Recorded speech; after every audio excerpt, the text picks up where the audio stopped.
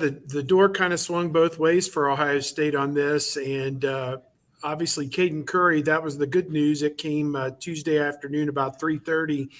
He announced online that he was picking Ohio State over Alabama and Indiana.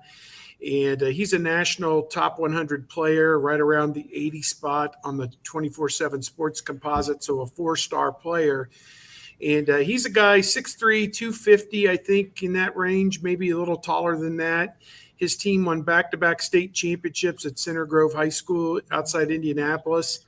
And he's a guy, depending on where his body goes in the next several years, that he could be potentially a defensive end or a defensive tackle. Just depends which way his body goes. They have a pronounced need at both positions, obviously, with the way their depth is right now.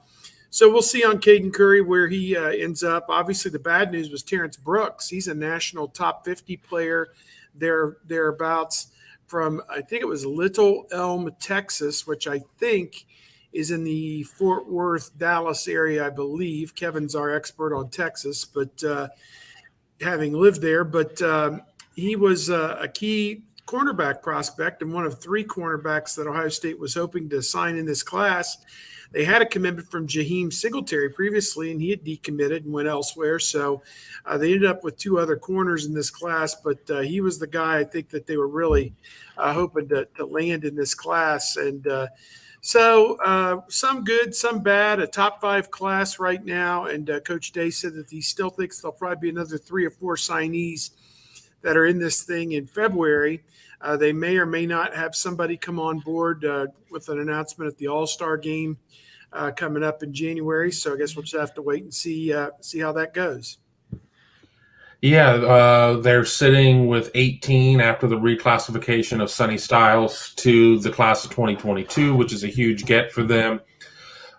Carson Hinsman, the offensive lineman out of Wisconsin, could be making an announcement on Friday. So we'll see there. That's Ohio State and Wisconsin.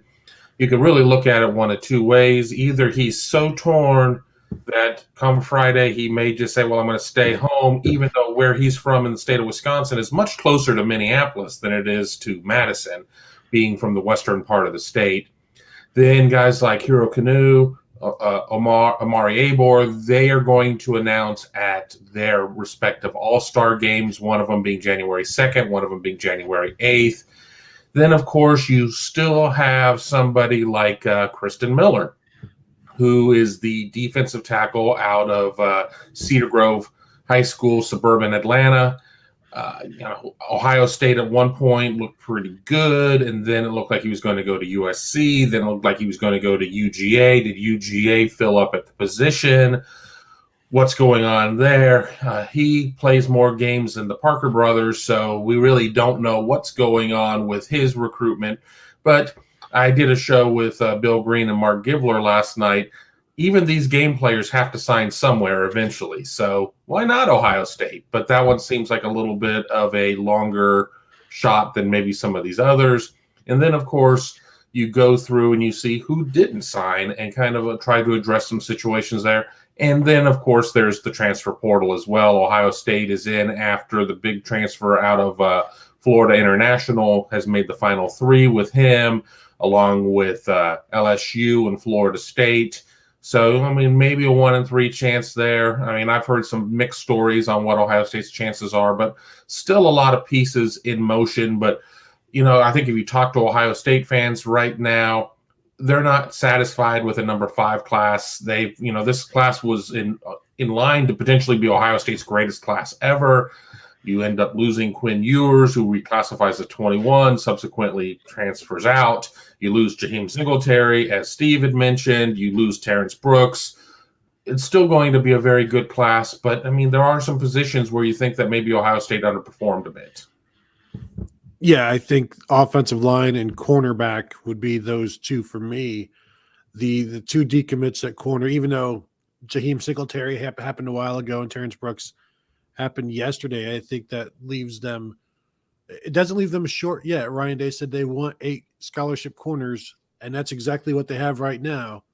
But that's with Sevyn Banks and Cameron Brown.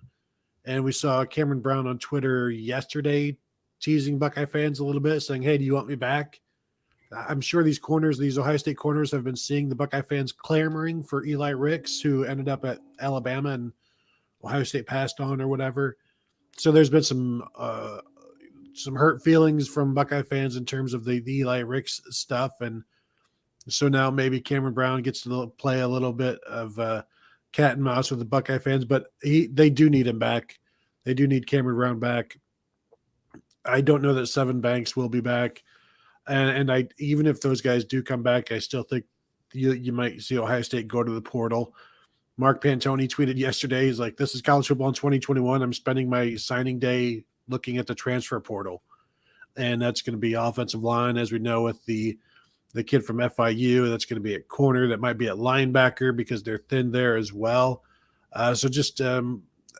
It was interesting, though, that Ohio State has a top 5 class, and they will they finish top 5? You would think, because they do have some defensive linemen that they like that they should be getting, and that will keep them.